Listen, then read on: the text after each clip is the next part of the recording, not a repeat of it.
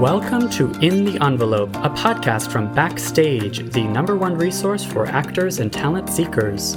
I am your host, Jack Smart, awards editor at Backstage, and I'm here to guide you through every aspect of the entertainment industry with the help of some of your favorite stars.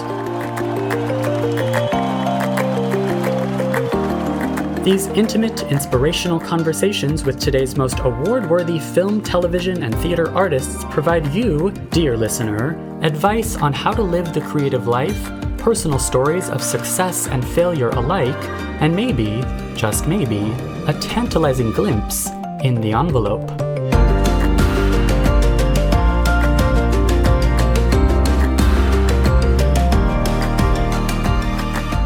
I hope that every actor that is making things can feel emboldened and feel encouraged. We have power. The artist has power. And be yourself. Let your heart break every day.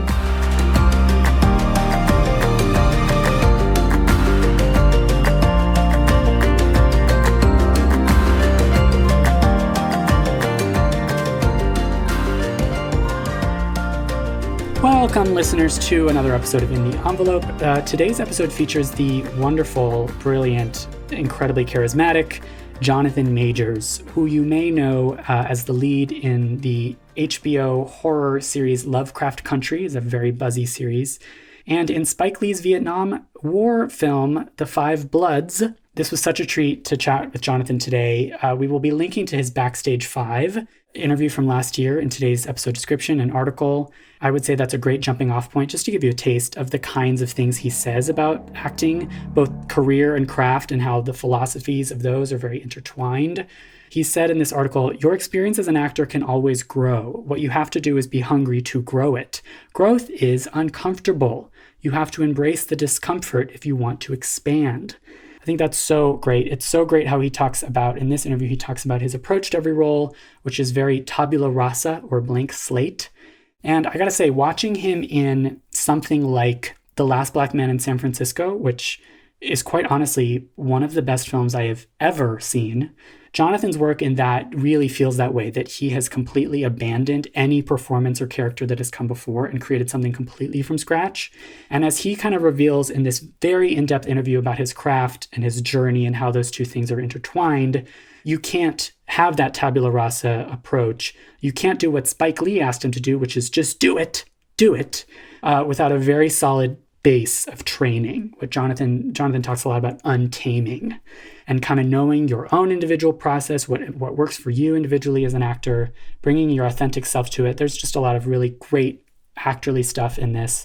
And then going off of that, thank you to Christine McKenna-Torella, our Backstage Casting Insider. Her segment this week, stay tuned after Jonathan's interview, because she builds on his words about having that solid foundation of training when going into any job or any audition. If you are a working actor and you are ready to start doing the initial work of audition prep or prep for a job, Christine has some specific tidbits, which of course will be built upon in future episodes.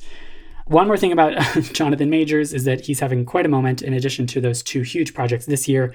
He's currently filming a Western called The Harder They Fall, which Idris Elba and Regina King are involved. It sounds huge. He's also rumored to play the villain in Ant-Man 3.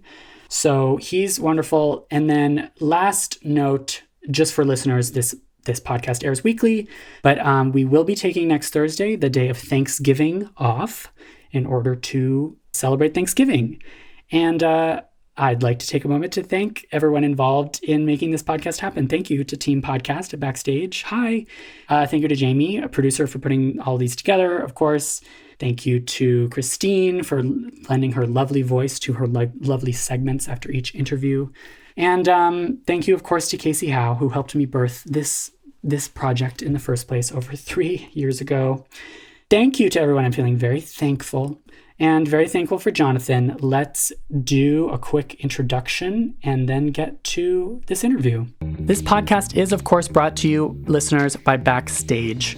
listen, aside from all the great inspiration and tips and all of that stuff we offer for free, like this amazing podcast, Backstage also gives you access to incredible casting calls all over the world. That is why it's the world's #1 casting platform.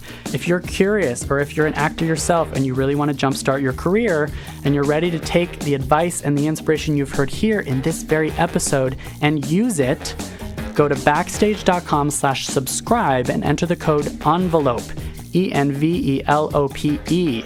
That's, again, 30 days completely free to try Backstage, where you can make a profile, upload a headshot, upload a reel, start browsing the casting notices, and start applying to jobs, because who knows, maybe one day I'll be interviewing you. Again, that's backstage.com/subscribe and enter the code ENVELOPE.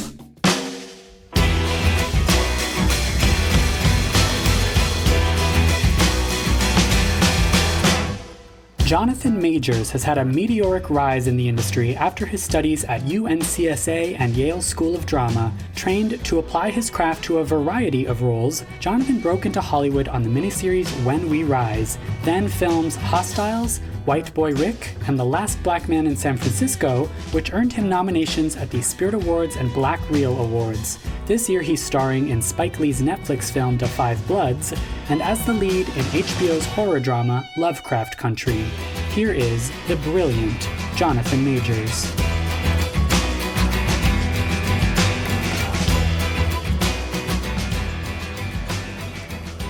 Jonathan, hi. What's up, man? Good to see you. Thank you so much for taking the time. It's like a miracle. Anytime that these interviews happen, I think it's a miracle. I'll take that. I like miracles. Yeah. In the year. Yeah. Yeah. Where are you? What are you filming?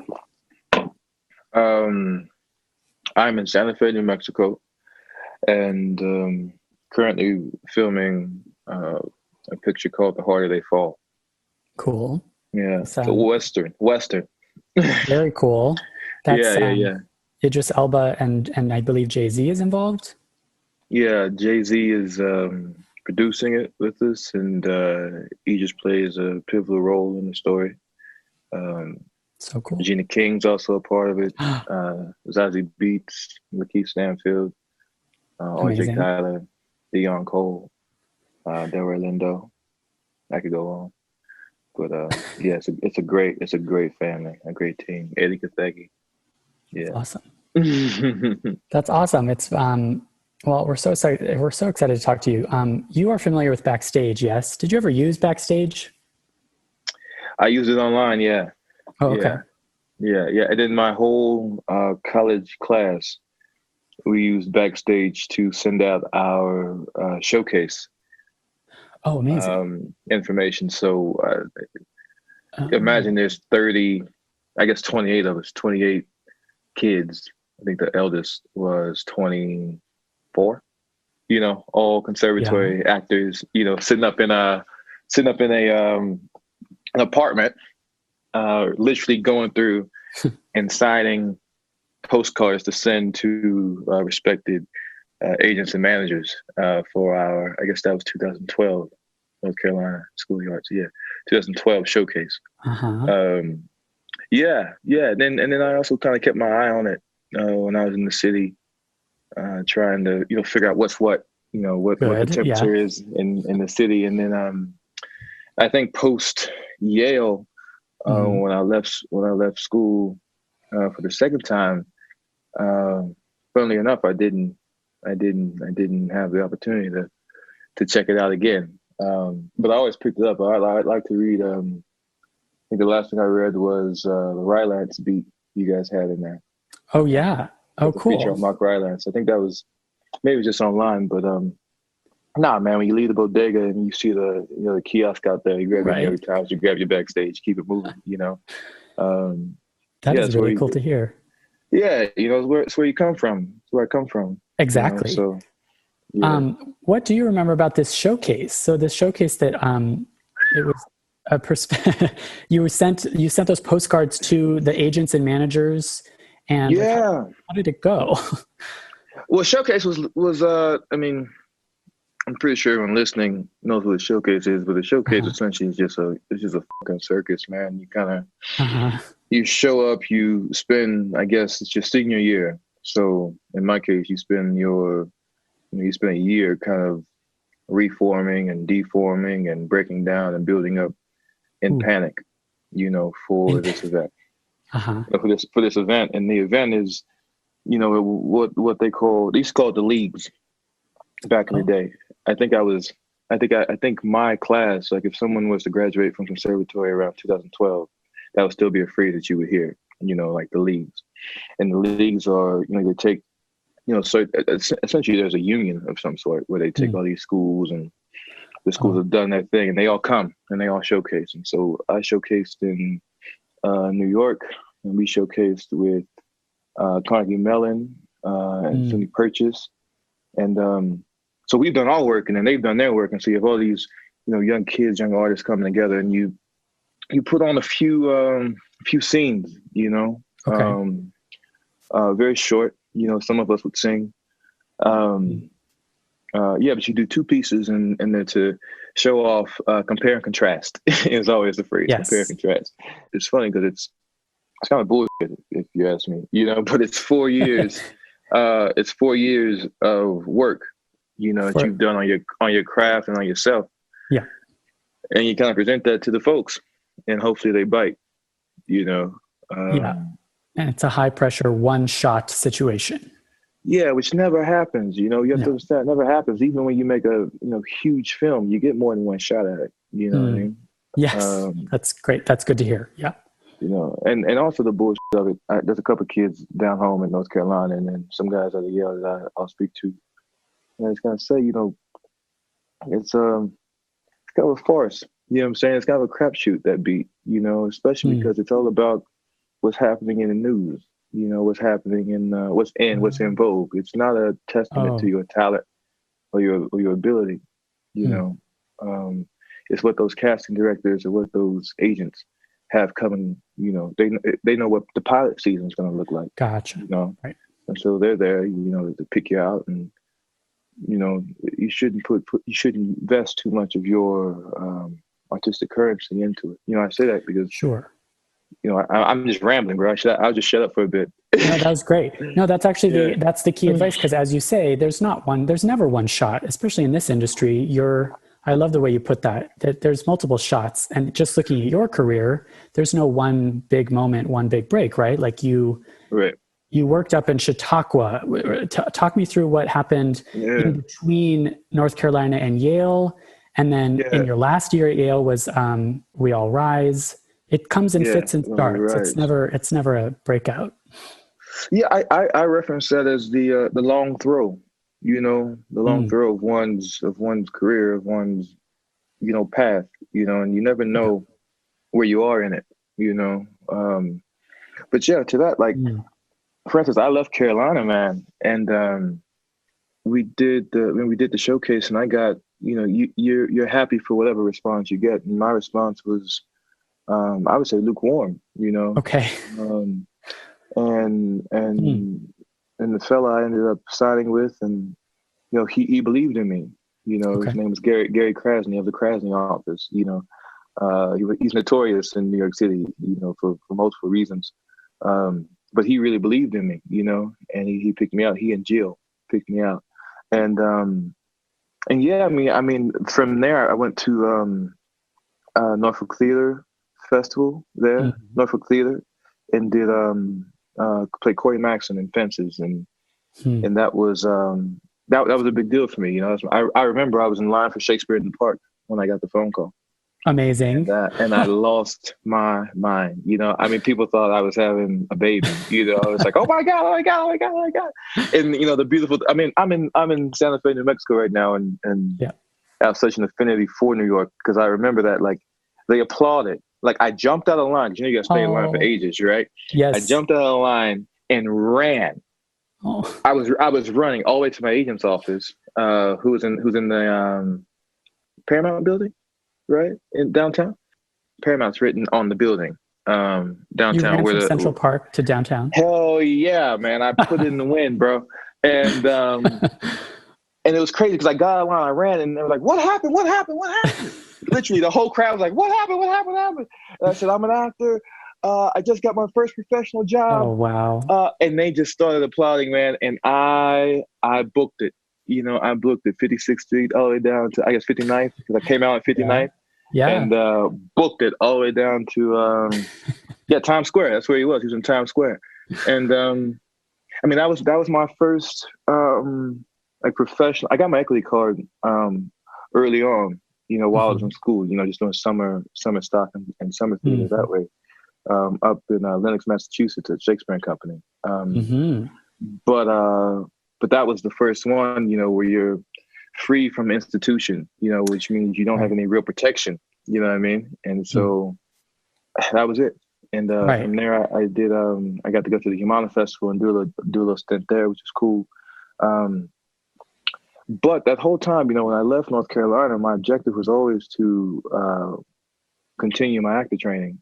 You know what I mean? Okay. And I remember I was sitting outside one day. It was outside the Pickle Jar for any NCSA actors who are listening. You know, outside the Pickle Jar, which is our like commons area, and it was during this thing we call intensive arts, and I was sitting out there with a friend, this guy named Christian Daly, who was my best friend in college, and we had just got done doing a rehearsal, and we had hit a gear. You know, things happen sometimes when you're training, especially when you're training. You know, I think it's harder to do when you're out running. You know, when you're, you know, a gun for hire. But when you're training, there's the pileup that happens in your training where you're kind of frozen for a while, and then something clicks. And everything goes into motion, you know, and that's what actor training is. I think that's what a career is, you know, moments of completely, I don't know what the I'm doing. And then boom, you know, something happens and it all lines up. And then you think you've got it. And then you come across another prophet, you know, another director that gives you something, another script that gives you something. And hopefully, you know, you get that same lockup, you know, what am I going to do now? Interesting. You know, and then everything kind of comes into motion and you're back at it, you know. So I had one of those experiences that night. I think it was 2:00 in the morning. I got home and I was like, where do I go from here? Where do I go from North Carolina School of the Arts? How do I continue this type of feeling? You know, it was euphoria, you know. And I remember that night, early that morning, I guess 3:00 in the morning, I was sitting in my apartment. And I looked up, I just literally Googled, you know, best drama schools in the world.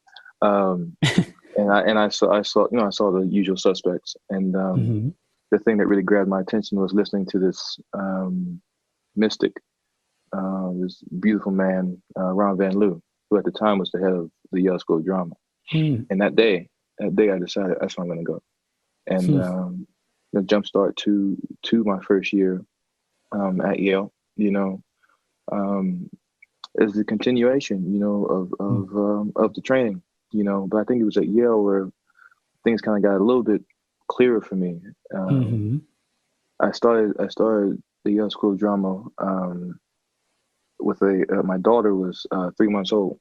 Right. The day I started, you know. Yeah. So I was coming in with you know, with some weight. You know, with another, I was coming in with another, you know, so my objective was a lot clearer, you know, for me than it had been, you know, and then I began the training there, and that's where it became clear to me that, oh, I got it now. Actor training is not training; it's untaming. That's actually what it is. You're trying to do. You're trying to untame yourself. You're trying to lose all the habits that you have established. As a survivor, you know, as a survivor, you take on habits that don't necessarily aid you for the stage or for telling other people's stories. In fact, the habits you have play solely for one character, yourself. That's the only character you can play with those habits. And I love that. Those ways of moving, you know. And Yale was Yale, man, you know.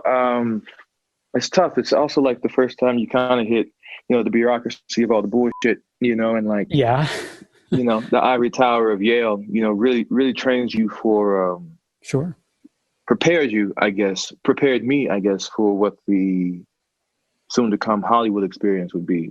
Right. You know? And I'm very thankful for that because I learned it's really about the individual. You can't really, there's no one way to train as an actor. There are things you should know. There are things you have to acquire, things that aid you in the untaming, and the great institutions, the great acting institutions that I know and that I've experienced give you that. They gift that to you. Then what you do with that gift, what you do with that talent that they bestow upon you is up to you. Right. But yeah, it was interesting because it's pretty much my classmates were just my age, and we were doing the same thing we had done. I was doing the same thing I had done in most regards that I did growing up in North Carolina, in my NCSA. But the work was deeper here because I had matured more. I understood the work more, you know, and so the teachers could take me further, and could take me higher, and could take me deeper, and could take me, the latitude of creation was made clear to me. Yeah, and it was a real training program because I didn't play many leading roles while I was there. I didn't play a leading role while I was there. I had good roles, but that's interesting because whatever the these guys were talking about, in these drama schools, they really had a number. They really had my number in some way because at NCSA, I never played. I never played principal, not sincerely. I played support, and then at Yale, I never played principal. I played support, and it wasn't. But it was because of that. It was because of that Chautauqua became such a interesting thing for me. Because the Chautauqua Institute, I was you had to audition. You had to go out there and get it. And they had no responsibility to train you as an actor. They were there to help you transition into a profession.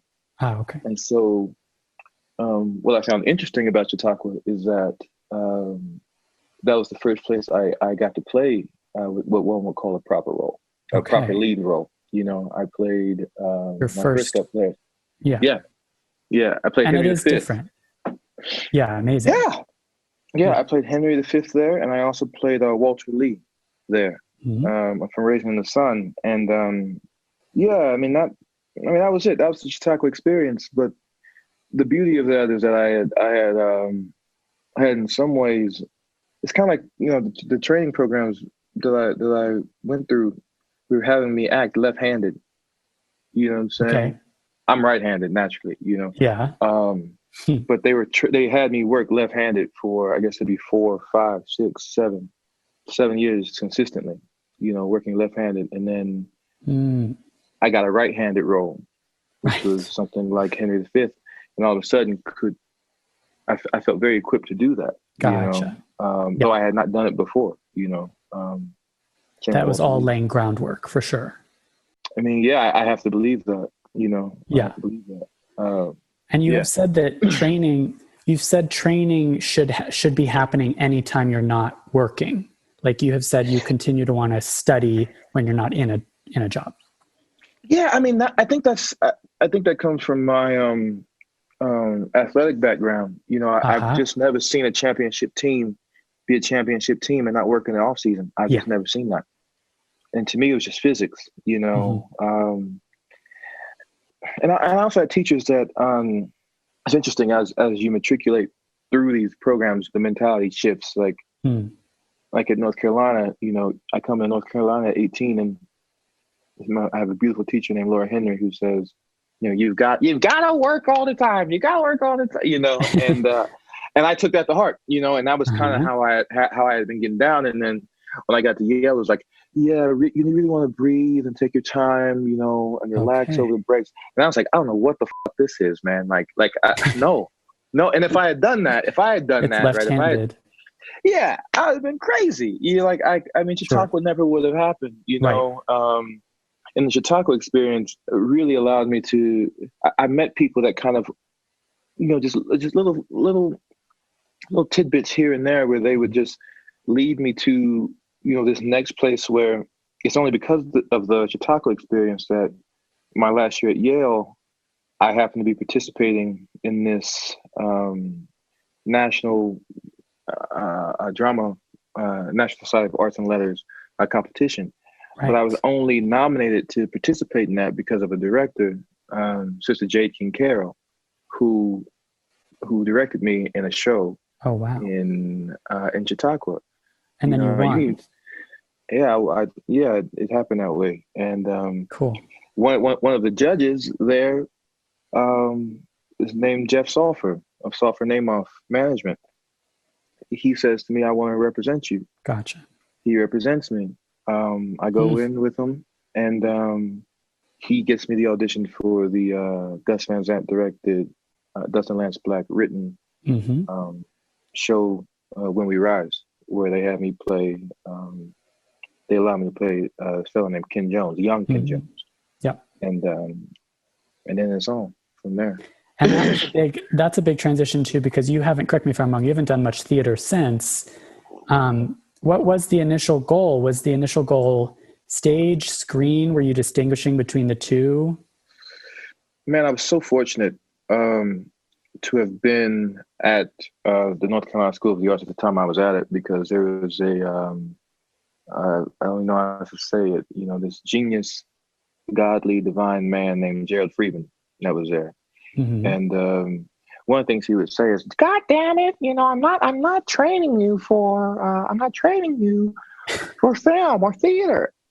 I'm training you for life," And he was really big on like I'm training these kids, to be able to do anything, to be able to traverse any medium, any forum that requires expression, that requires storytelling. And so, I was quite impressionable, I guess we all are, 18. I thought it was pretty tough. Sure. But I really bought in, I really bought in. And when he said that, I went, oh man, I'm being trained, untamed, so that I can do anything. I can really do anything. And really had a kind of a blowout argument with one of my mentors. When she was saying, yeah, you'll go do, she tried to pigeonhole me just on the phone. And I was like, fuck that, man, with all due respect, like I love her to this day. But I was like, no. I'm not just going to do that. That's not for me, Right. And so, no, I knew I was an actor, okay. and it actually took me until I left Yale, to call myself an actor. I think people that ask me on the street, what are you? I was like, I'm an actor in training, After I'd already matriculated through NCSA, like, oh, I'm an actor in training. My second year at Yale, I'm an actor in training. There's a moment where you know that you're an actor. You're still growing, but there's a moment where you go, no, I can say that now. Right. I've done whatever it means. Whatever it means, you just know. You just know. And it's you kind couldn't of say that before. No, I think I was afraid to. I mean, I was quick to say, I've always been artistically inclined, I think I was the only guy in the ballet class or this dance class at my high school, Which is always remarkable for boys, I feel like. Yeah. To pursue the arts. Yeah. And to be it's not that I was supported. I was unencumbered by my pursuit, that's how I was raised. My mother never told me not to do anything. She always told me how to do it, and you do it 110%. If you're going to do it, you do it, son, and that's just something that was just put in me, Right. And so with that, I didn't feel comfortable calling myself an actor, until I knew that I'd gone too far down the hole to be anything else. You are what you do. Yeah. You are what you do. Totally. And I had committed. Not even committed, not even consciously, but I had found myself always doing this thing, and studying this thing. And so I felt that, oh, I am this now, and it's just respect. I just feel like it's respect. Respect for the craft. Yeah. For the craft and for those who have come before you. Yes. Totally. Totally. Who the fuck you think you are? 18-year-old kid in drama school. Oh, I'm an actor. No, sweetheart. No, brother. But that's good to know. That's a humility to be able to say, well, not yet. I have to really own it and really earn it first. Yeah. And that's nothing. That's no comment to one's talent or one's ability. It's just pretty much the amount of intention. That's what it is. It's a question of intention. There's no plan B. There was no if you were to do anything else, have you thought about what that would be? I'd probably be a florist. Okay. Yeah. That's the best really answer I've heard to that question. Yeah, I'd probably be a florist, That's awesome.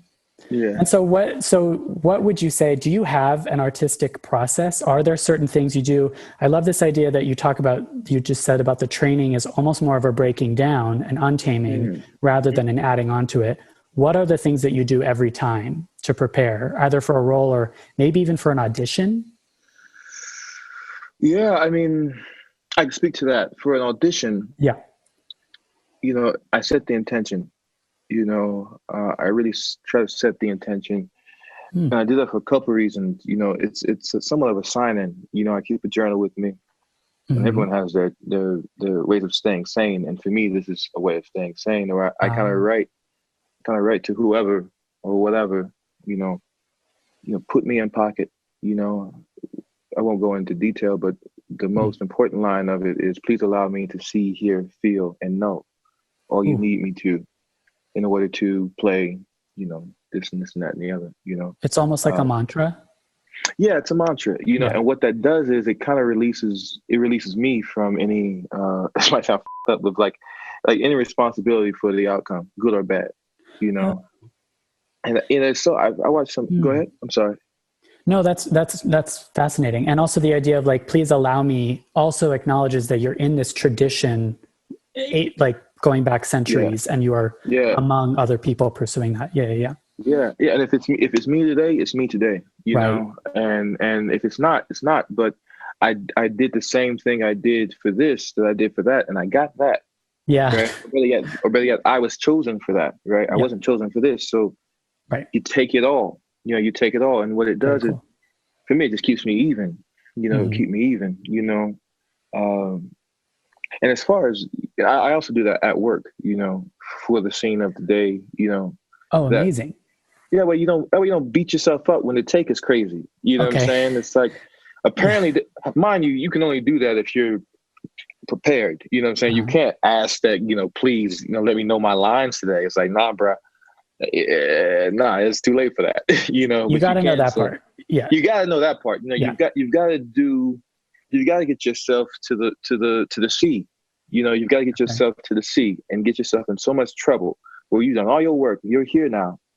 You're essentially waiting, as you said, miracle earlier on. You're waiting for the miracle to come, right? And that's what you hope gets captured. And it's kind of a way of just releasing. You do so much work, creatively, emotionally, physically, spiritually to prepare for the role. But then when you get there, it's go time. It's go time. And the only thing that's going to help you get through the day is that clock moving around, right? And your spirit, and the collaboration and the collaborators around you, And so you get yourself to the sea, you get yourself in the worst possible position, where there's no other outcome, and then something happens, then the magic happens. Right. That's sort of like what you said earlier about the gear. What is it about the gear that you get stuck and then you get released, and that's what you want? You're just working, and it's almost like that's what it is. It's like the download, right? You want to get You're pausing.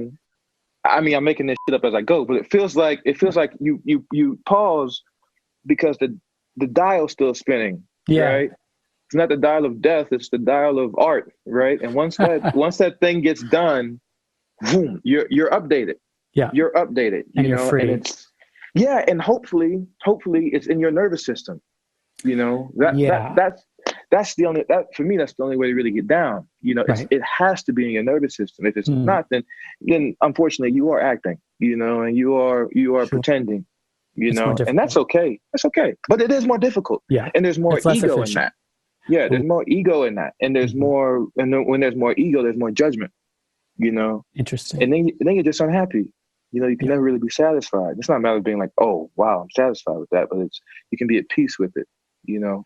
Yeah, it's more of a letting go than a clenching, holding on. I want to control every moment. Yeah. That's right. That's right. Yeah. And confidence is key, but so is, like you said, you got to have your lines memorized. The preparation, you must do so much preparation so that you're not ever in a position of who am I, where am I, what am I doing? Yeah. I mean, I think you asked earlier how I approach a role, you know.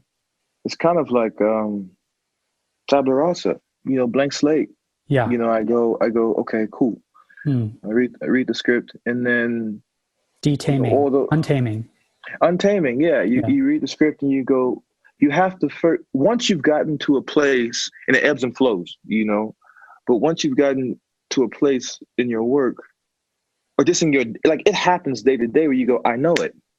You say, I know it, and I'm not talking about the lines or you're talking about the story and the character. You have to trust that gut reaction. You have to trust that gut reaction, and there's confidence for you, right? To go, no, I understand, I get it, you know, and not be like, no, this is my interpretation. No.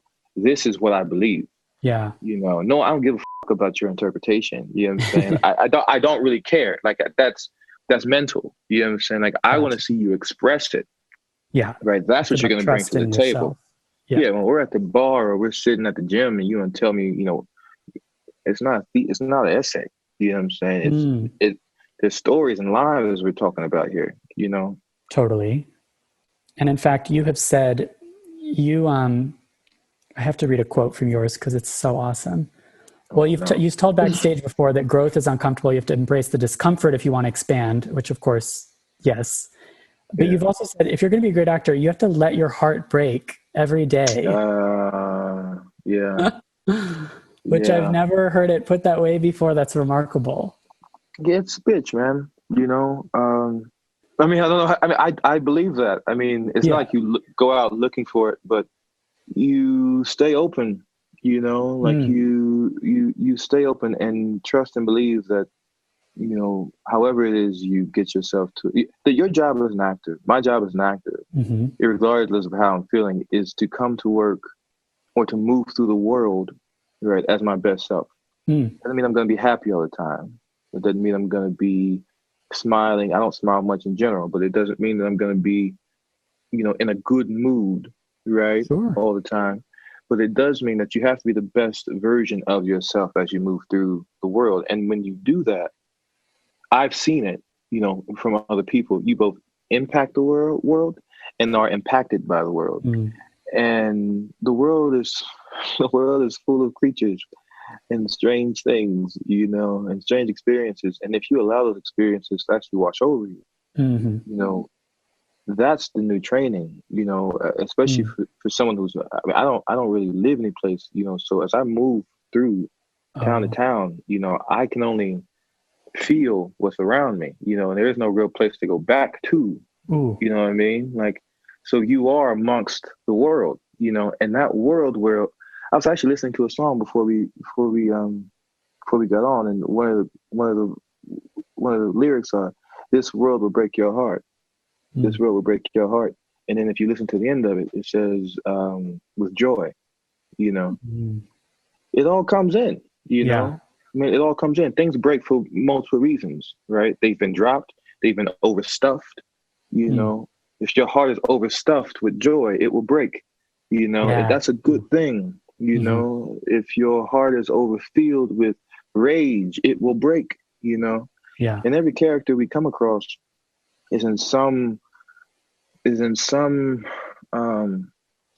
continuum of breaking, you know. Otherwise we wouldn't be telling that story, would we? Amazing. Yeah. That does speak to a lot to this idea of like letting it wash over you as the character, because you're trusting in yourself to be that character in those circumstances. Yeah. Somewhere in that process of breaking. I love that. Yeah. And that's where you can connect to any character. Yes. You know, that sure. that they're all breaking. Too. Yeah. Yeah.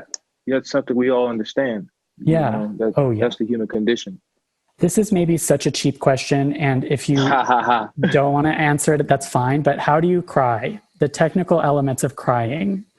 Do you have secrets that you want to share? Or do you have thoughts on like how to restrain emotion versus express emotion on screen?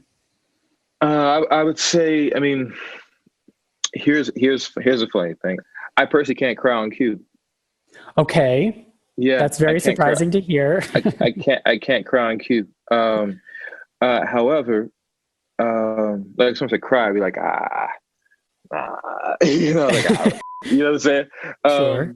But one of the things is, you know, you gotta let the spirit move you. Uh-huh. You know, that's the funny thing.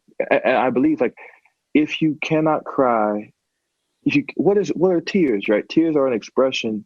Tears are an expression. And if people don't express certain things in life, you will not be able to express those things on stage or screen. You just won't be able to. That's a fact. That is I believe that. That is a fact, you know? So it's funny, like, no, the answer is no, there is no real technique, but totally. You have to be relaxed. Okay. You know? And yeah, you have to be relaxed. And we are relaxed mostly unless we're not present. Oh, okay. You know? Yeah. And so when you're even if you carry tension with you, like, fine. I mean, that's an act of myth. Like, oh, he's so tense, oh, he's so this, he's so that. Yeah, sure. But that tense person, anybody in the moment, the mind, the spirit, the body knows, I'm here now.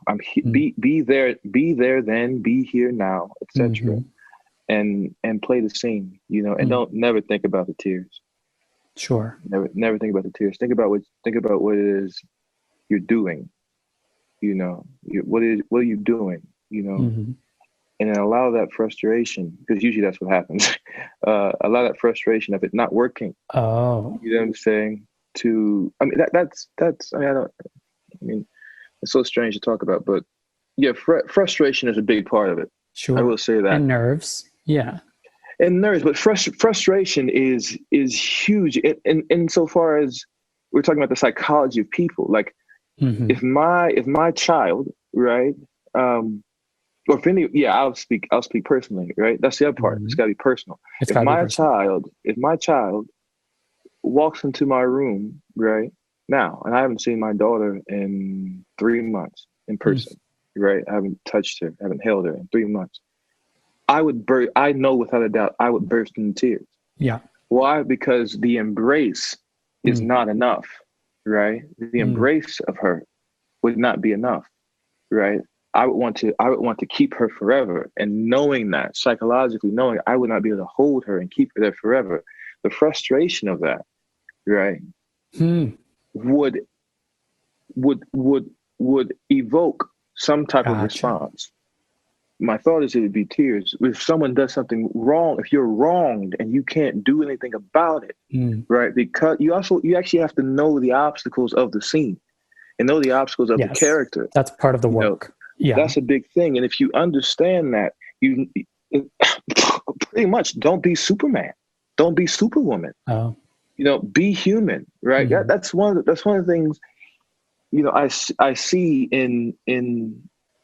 It's one of the things I came up against growing up and working, where you would try to win.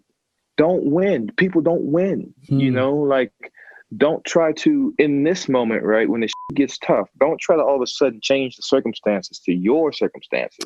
Oh. No, you have to stay in their circumstances. And in their circumstances, they can't yell and scream.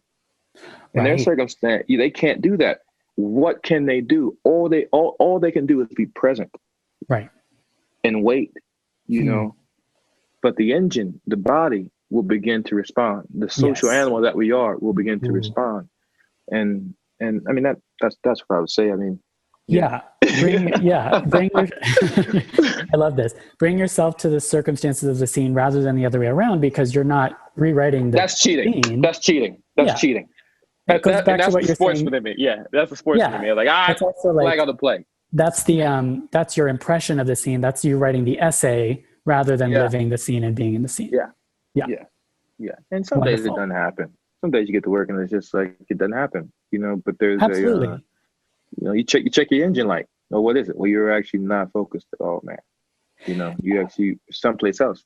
And it's there's mental health issues. I mean, you mentioned the idea of the journaling was also to stay sane, including on set. Yeah. So you must take care of I know you have routines too, to really take care of the journal is both like a creative outlet and it's like a logistical grounding mechanism, right? It's therapeutic, right? Yes, sir. Is art and therapy, I mean, are they one and the same? I mean, catharsis is the key, be it laughter, be it rage, be it anything. It's a purging, right? And if anyone who's been on a film set and worked for a day, or anyone who's been in a tech, for a show in the theater, sure, they know that the meditation, that those type of places offer you a great deal of meditation because you're doing it over and over. You're doing it over and over. And how do you stay present in that? And the beautiful thing is there's so many other people around you moving in the same direction. You can kind of it has to be a balm. Like to me, the process is the most important part. It's the most important part. I'm very proud of, in most cases, what ends up on the screen. Yes. But I can usually tell how I'm going to feel about what's on the screen based off what day one of 65 was, Interesting. In the shooting schedule, because the process just for me, is the most important part. And journey, not the destination. Keeping the meditation going. As we said earlier, the long throw of it. Never smell the barn. You can never smell the barn. You understand what I mean when I say that? No, what does that mean? Smell the barn. I'm glad we're on Zoom because I can see you. Because I was like, oh, okay, yeah. Smelling the barn is like when you're riding a horse, right? When you're riding out, you're one way. When you're riding back, the horses know what their house smells like, and if they smell the barn, they smell that hay, and they start gunning it. Boom, boom, boom, boom, boom, boom, boom, boom. You'll burn your horse out. You know what I'm saying? It's a very bad habit. Like you'll get yelled at either by the wranglers, and you also learn because your horse will not listen to you. You know what I'm saying? Like right. Your career is the horse. Your career is the horse. You have to take care of it. You have to know, and your craft. Like you have to know how. No, don't get excited. That's when the horse acts up. Yep. I'm thinking about the scene I just got done doing at work. You're like, don't get excited. And you're Western, that's when the horse acts up. It can feel you. And if you get excited, I mean, don't be pleased. But for me, I'm just speaking for myself. When I get excited, I've wrecked without a doubt. Because you're jumping the gun. Yeah. Yeah. Slow and steady. Yeah. Slow and steady. Trust in the process, not whatever the final result may be. Yeah. Yeah. You have to realize you make multiple films. If you're lucky, right? Like you'll make multiple films. You cannot invest. Because you cannot, I cannot say, okay, this is it. This is it. It's a marathon. Yeah. If you're lucky. Totally. Well, and of course, I got to ask you about these projects. And like, it's been such a whirlwind, I guess, since Yale.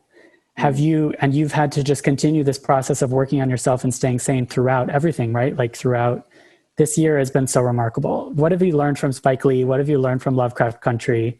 Like 2020 is such a big year for you. Spike. You filmed in Vietnam with Spike Lee. Vietnam, Thailand. I mean, that's crazy. It's crazy. Yeah, it's wild, man. What was learned from? I mean, Spike Lee's by example, and he's such a confident filmmaker, in the process and the relationship.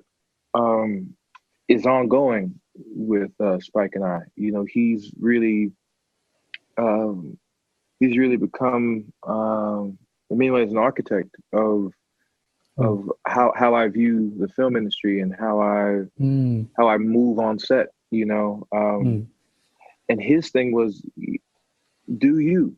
You know, that the Five Bloods came at the perfect time, because I was at a place in my work where I was feeling I was in flow. You know, and you're in flow, and then you reach something where it's like, oh no, let me stop and pay attention, right? And Spike was like, no, don't stop. Just keep flowing. Cool. Just keep flowing. Like, that got you here. You know, like, keep doing what you're doing. You know, it was a very what's the word? Emboldening situation for me, because Spike was a manifestation of one of the things that I've been taught at drama school, and something most people have heard either in therapy or self-help or in drama school, you know, that you are enough. You know, you are enough. And Spike that's all he was. Every note, you know, every moment, that is usually what it came down to in my mind. You know, you are enough. And then he left me alone. Beautiful. You know, he guided me hands-free, you know. Right. Talk about trusting in yourself. You have like a mentor and a guide and a director encouraging you to just trust that you yourself demanding it. Cool. You know, I mean, Spike Lee doesn't ask for anything. Yeah. You know, he demands it. I mean, there was literally a moment in filming, right, where he is hollering at me from, I mean, mind you, he had to, because he was in the tent and I was on set, right? Yeah. But he called me Morehouse, do it, Morehouse. And I was like, all right, here we go. He said, do it, you know, come on, Morehouse, do it. And I was like, I only know how to do the it I know how to do. So he's calling for that. So I go, you can't stop and go, what's it? Yeah, I was like, that would be lying. You know what I'm saying? Like, I know what you mean, but I can't believe you're asking. You want that. You want me. You want me to bring that. You are enough. You know, you are enough. You Beautiful. know, which was such a it was quite a mind. You know what I'm saying? Because he is who he is. You know, and we were where we were, and the cast being what it was, and he just run, son. Remarkable. Know? Yeah, which helped so much when we moved over to Lovecraft. Yes, talk about swinging. Like, that's big. That's encouraging you to go there for sure. Yeah, and I kept that. I kept that that mantra, that momentum. You know, because you have to. I mean, it's different. It's different on a TV set. Not really on a TV set. Not necessarily with Lovecraft. It was the culture is different. That's what it is. That the culture is a bit different. You go from like a mafia film set to a nation, right? On a TV set. You know, gotcha. There's ×5 everything. Yeah. ×5 background. ×5 principals. ×5 producers. ×5 writers. Everybody's there. You know, and so in that circus, you know, to hear Spike, you know, do it, Morehouse. You know what I'm saying? Like, you know, that mantra of like, you are enough, you know, was so important to me as you know, stepping into Atticus, you know, where the you know, you've seen the show, like maybe you've seen the show, but every episode. Oh, thanks, man. So that's cool. I'm obsessed. Yeah. Okay. Good. But it's but Atticus is responsible for a great deal of that, you know, and to move through that, you know, and not and to feel what Spike helped me understand is that pressure is just philosophy, right? That pressure is actually support, right? Oh, okay. It's actually support. If you can flip the bits, you know, if you can flip it in your head, if you can flip that language in your head and go, okay, wait, no, actually if I turn around, right, and don't view you as opposition, view you as an ally, oh my goodness, I've got so much support, you know, from this cast, from this creative team, from our distributor, from HBO, from everybody, right? Nobody's pressuring me. Everyone's actually pushing me forward. Gotcha. You know what I'm saying? Pushing the project forward, Mm-hmm. And then you have that on top of like, do your work. You are enough. Mm. You just play it as it comes. It's all a continuation. Yeah. The long throw. Yeah. Long throw. Yeah. Well, and I was going to ask about Lovecraft because it's a leading role. So does it go back to what you were saying of like, that is a big difference, is that you're no longer in a supporting role. And there is a huge community of people around you who are quote unquote pressure, but it's not pressure. It's support. Yeah. I mean, and then, I mean, just to switch over to like the making of it, like mm-hmm. the leading, quote unquote, leading role, that doesn't mean much to me, right? I think what's important to me is the responsibility of the role. That's the difference, right? Of the role. Like, okay. Of the role. Like, can this story happen without this character? Yes. Okay. Let's pass on that. Can this story happen without this character? No, but you only have, a half a page, a scene, 2 scenes. All right, I'm down. Let's go. Interesting. It's an integral part. Yeah. You can't count to 5 story. Without 4.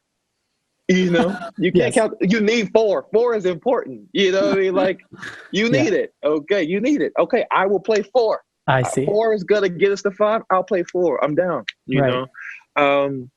But the training at the schools, and life experience. I mean, being a father teaches me more than any degree could. Being alive, right, in this time, living as a 6-foot Black man through America in this moment. I mean, to be present is a huge education. You know what I'm saying? It takes energy. I understand it. It takes energy for all of us. I say all that to say that stepping in the atticus, it's like, oh, you're asking me to. I just have a bit more responsibility for these next 7 months. Cool. Yeah. But it's the same process that you would apply to, playing Dogberry in Much Ado About Nothing, right? Okay. Which is one of my favorite roles that I got to play, at North Carolina. Like you need that much specificity, You need to be able to move through. You can't just, you just can't walk through it and, everything. The difference is that when you step into a role with more responsibility, right? Because lead role all of a sudden sounds gross to me, right? Sure. But when you let's call it a lead, right? When you step into the lead role, you think that you shift from doing things to people, right, to things being done to you. Okay. That's what I've experienced. That is a key distinction. Yeah. Like all of a sudden, a lot is happening to Atticus. You know what I'm saying? It's all happening to him, and he's responding to it. You know what I'm saying? Versus Dogberry in Much Ado About Nothing, where he's the one capturing everybody. He's doing. I mean, it's a great role. I mean, he's the fool in Much Ado, right? He's capturing the guys. He's putting on the trial. That's also fun. But to be able to now have the opportunity, and I would say opportunities, God willing, to work almost ambidextrous, right? To not just subscribe to one or the other. I think that's why I have such a aversion to calling it, lead. There's stigma that goes with that. Stigma that goes with everything. But for me, that goes back to Gerald Friedman and in my schooling. That you're being prepared for everything. He wouldn't say, "I'm preparing you to play a lead role. I'm preparing you to play a supporting role. I'm preparing you." You don't want to be pigeonholed. To act. Yeah. You don't. No one wants that. Yeah. And like you say, if you're lucky, you get to not be pigeonholed, basically, in an industry that's kind of designed to pigeonhole you, because then it makes it easier to figure out where you fit in. That's the actor's work, though. You see, I feel like I really believe like that's the actor's work to we contain multitudes. That is a real statement, and it was said, and it may be cliche now because it's real. Yeah. And we do contain multitudes. Yeah. And as actors, as artists, you have the opportunity to do that, right? You always have to deal with the shadow of the character. You always have to. The scene is never about you. The scene is about the event. You know, the scene is always about the event. And when you focus on the event, you'll see that when we're pigeonholed, most of the time it's because we don't allow and I want to be careful about this because some have been pigeonholed and it's not the case, but I feel that 9 times out of 10, when one is pigeonholed, it is because they have not allowed all of themselves to fill the role that they were selected to pick, because it has to be there. It has to be clear. You know, that also has to do with the industry and the fact that, you know, sometimes they can be lazy. Exactly. You know, and just go with and you know, pick you based off stereotype, pick you based off of body type, pick you based off age. You know, we need to have a conversation with the casting directors, you know. Yes. And see how they're doing it, you know. Yeah. Well, those conversations are happening more and more for sure. And in fact, we're trying to have them on this podcast, and Backstage speaks to casting directors all the time. And there really is a sea change about representation on screen. You mentioned this idea of like, yes, first of all, casting and being pigeonholed and stereotyping, but what are your impressions of the state of the industry when it comes to like race and discrimination in the year 2020? Well, I would say when we have a conversation about the industry, we're having a conversation about Hollywood, right? Yes. Quote unquote, right? Hollywood. Yes. And Hollywood is so powerful that when we say Hollywood, we're also talking about Broadway. We're also talking about, you know, we're talking, it's an overarching umbrella of, it's one of the institutions you talk about. It's a catch-all. And I think we should just talk about where Hollywood is located, which is in California. Okay. Which is in the United States of America. Yes. Right. And that is who Hollywood, quote unquote, must serve. We're all in the service industry. And I think now Hollywood has to understand, the institution, right, has to understand that they are responsible, you know, that they have a huge responsibility, that entertainment is not just for popcorn, giggles, and snacks, you know, date night. No. Entertainment is a huge part of our culture. And because it's such a huge part of our culture, you have such a huge responsibility as an institution to present the aforementioned culture in a way that is completely natural and authentic. That's the call to action. And I think we're getting there. Yes. I really believe we're getting there because we're listening, right? And we're paying attention. Yeah. Yeah. And in the year 2020, there does seem to be that thing you were talking about earlier about the stopping. I think 2020 has kind of forced us all to stop and do a little bit more listening. Yeah. Get that download, you know, get the download. Yes. That's what's happened. You know, this year has been a download.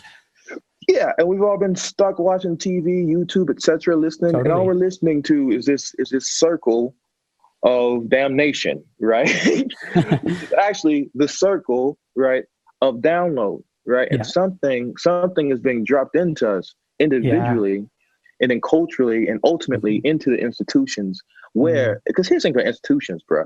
Institutions are ran by people. Yeah. And that's our saving grace. Yeah. You see, the institutions are ran by people.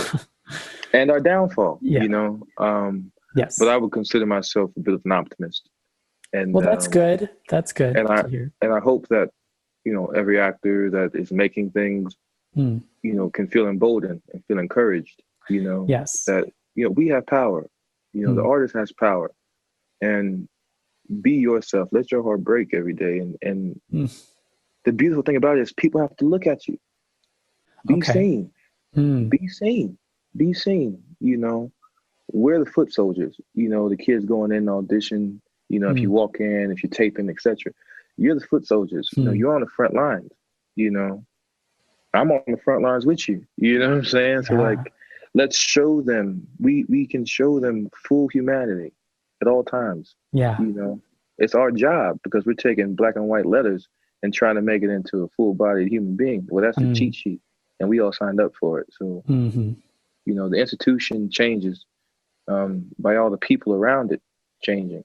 Yeah, that's brilliant. That's absolutely. I was going to ask, like, what is your advice for the individuals, especially for the actors, the early career actors who probably have the least amount of power in this whole institution?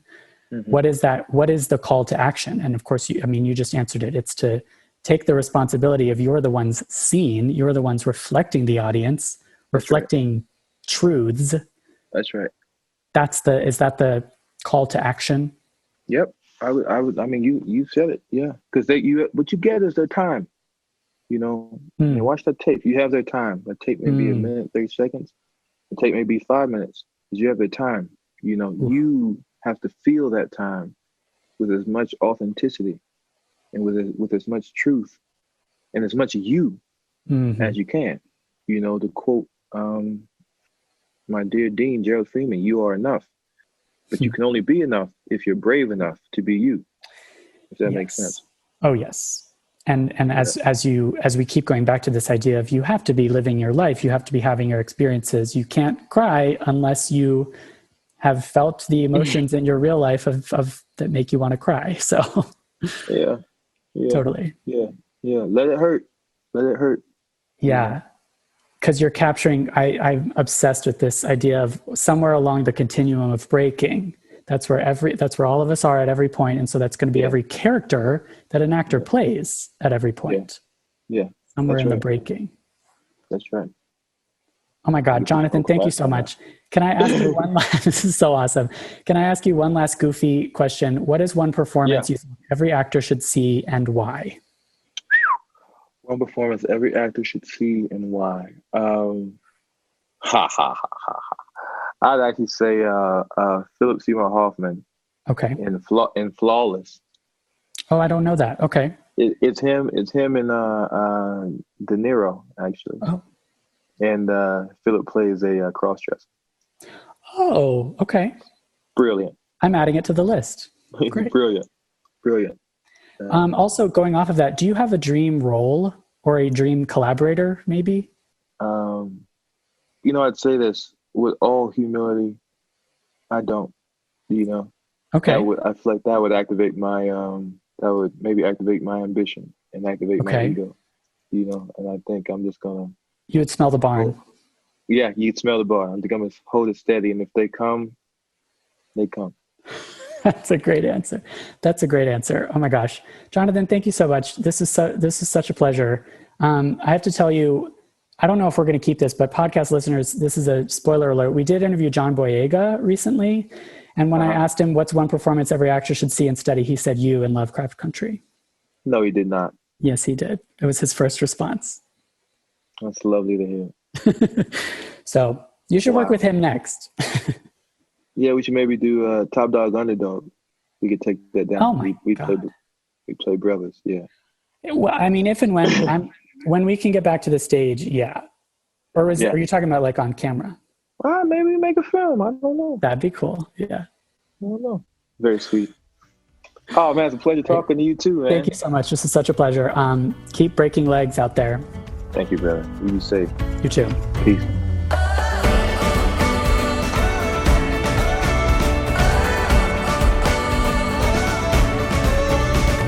And now it's time to hear from Christine McKenna-Torella, our Backstage casting insider. I will let her take it away. Hi guys, Christine McKenna-Torella here, the Backstage insider. I was inspired by Jonathan's conversation about auditioning and being a working actor in New York City. And this week I thought we would start discussing auditions. On the subject in particular, how to prepare a character for an audition for a scripted project such as a play, TV show, or a film. To set us up to succeed here, I want to set up our expectations. There are many different types of ways to prepare for auditions, and when you're starting out as an actor, you should be exploring many different techniques to see what fits for you. There's no one right way of doing it. There's no one size fits all. So get curious and find what's right for you. On top of that, there's many aspects to the audition experience, right? So there's how to land the audition, how to, make a great self-tape, what to do in the audition space, how to follow up after an audition. And we'll get to all those things. But today, we're going to start with the foundation. We've got to learn to walk before we can run. And so let's talk about how to prepare your audition and feel confident in your choices. First off, when you receive an audition, you'll have sides, and that's the part of the script that you've been given for the audition. And if you don't receive the script immediately, ask if it's available to read. If it's already established, read what you can about the project. So you've read the script and you have the sides, and you're going to do the homework on how to break down those sides. So here's the first question you have to ask yourself, probably the most important one. Who am I? What does the character say about themselves? What do other characters say about them? And that might be in conflict, right? And what does the playwright or screenwriter say about them? After you've done that homework, here's homework for the material you receive. Place. Where am I? What time is it? What surrounds me? The environment will change how you interact in this scene. What are my given circumstances? Identify what's happened in the past. Very important, identify what's happened just before this moment, before this scene starts, and what's happening in the present. Your relationships. What is your relationship with the people around you and the space around you? Once you've established that, let's go even deeper. What do I want? What do you want right here, right now? It should be a need. It should be an immediate and actionable objective. What is in my way? What are the obstacles in this scene that keep me from getting what I want? Conflict comes in very different shapes and sizes, but it's an important aspect. It's the grit of the scene. And what do I do when I get what I want? So who am I? Where am I? What time is it? What surrounds me? What are my given circumstances? What are the relationships here? What do I want? What is in my way? And what do I do when I get what I want? For all you acting buffs out there, this is, of course, Uta Hagen's basic object exercise taken from her book, Respect for Acting. It's on my bookshelf. I highly recommend you read it and put it on yours. But before you do that, we actually have a comprehensive guide. It's called The Definitive Guide to Uta Hagen's Acting Technique on Backstage. So you can explore some of the ideas that she has, see if it's right for you before you pick up the book. And if you want to zoom out a little further, we have another guide. It is How to Audition, and it goes through a number of steps for auditioning, and one of them is technique. So we'll be going back to that article. We'll be talking about that again in the future. On to some of the casting highlights for this week. So Blink Fitness Group are looking for a variety of different looks and ages for a new campaign all about inclusion in different body types, looking for average people, not just the super fit. Talent will be doing basic exercises like push-ups and running in place, and this is an in-person shoot in the New York area. The second thing I want to highlight is El Maquillage are looking for people to test out a new foundation for the company. It's a work from home opportunity, and I'm highlighting this one because the company casts a lot of social media posts with us, so it's a great opportunity. And for my UK listeners, the production company Shelter and Storm are looking for UK-based expressive actors to make a self-tape of a variety of facial expressions. The shoot will pay over £1,000, and if you're selected, it shoots in Bristol at the start of December. That is all from me. Have a beautiful week, and for all of my American friends, have a lovely Thanksgiving.